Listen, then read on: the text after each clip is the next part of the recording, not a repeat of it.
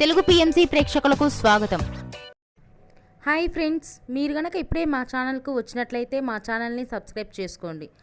Subscribe చేయడంతో పాటు పక్కనే ఉన్న బెల్ ఐకాన్ని క్లిక్ చేయండి.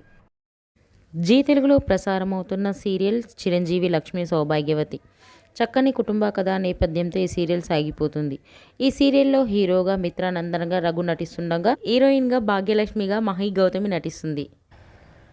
మీ మిత్రకు సంబంధించిన కొన్ని లేటెస్ట్ ఫొటోస్ని ఇప్పుడు మనం కూడా చూసేద్దాం.